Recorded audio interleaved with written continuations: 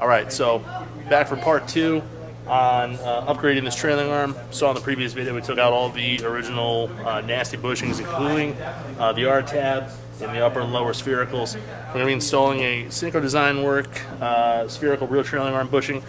This actually uses a joint just like this. So it's not going to be too harsh for the street when you're driving to the track, but it's going to give you all the benefits of a full spherical. We'll show you how to install that today, plus clean up some of the corrosion in these bores to make the installation a little bit easier. But follow along, I'll show you how to do this.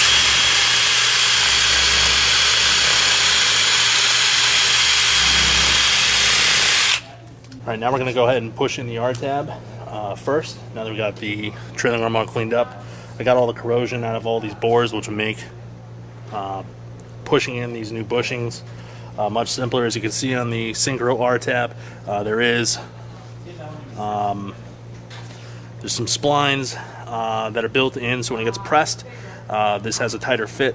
These have previously been installed. I'm just reusing them. They're still great shape.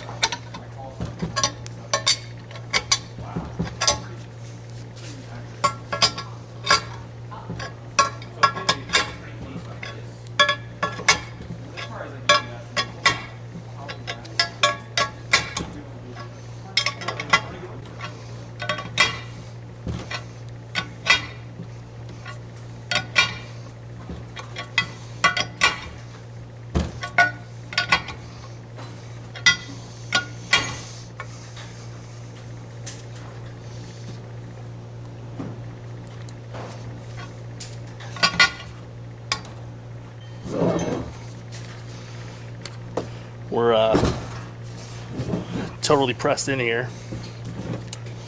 You see, pretty easy, especially when you have the right tools. All right, so next step, we're gonna go ahead and install these upper and lower joints. This is with the control arms bolt too. Again, we're using this press kit, a couple of different cups that fit perfect. And for example, this right here presses right up against the outer edge, and I'll use this as the receiving cup.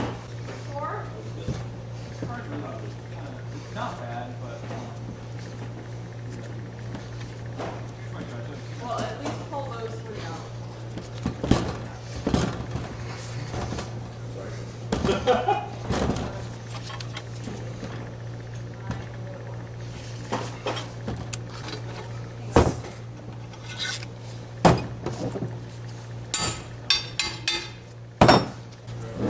Also, just for reference, when you're pushing these bushings in and pushing them out, there's one edge that has a bevel on it. That's the side you're going to push out from and then push in. Just helps guide that bearing in place.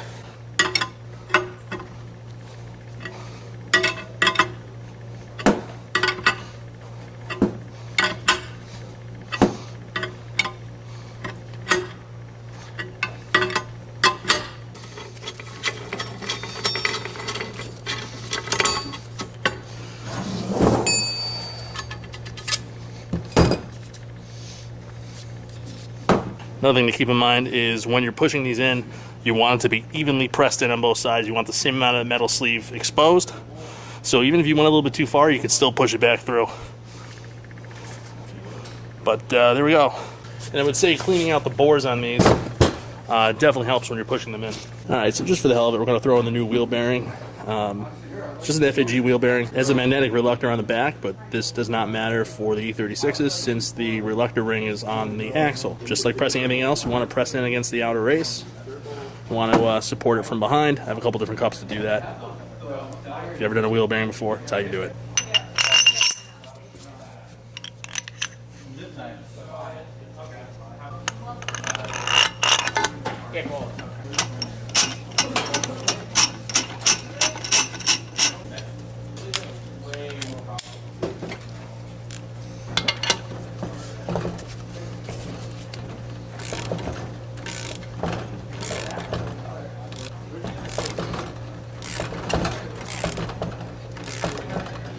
Bro, did you grab this one? Did you grab one? This fill up?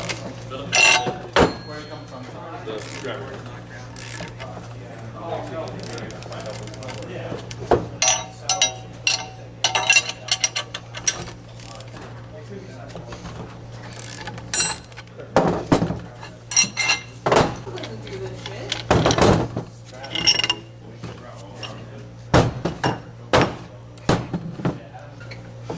Last but not least, we're just going to throw in the snap ring. I'm not going to press the hubs in tonight. I'd have to get a new backing plate. Plus, I might just paint these too. I'll just tape everything off.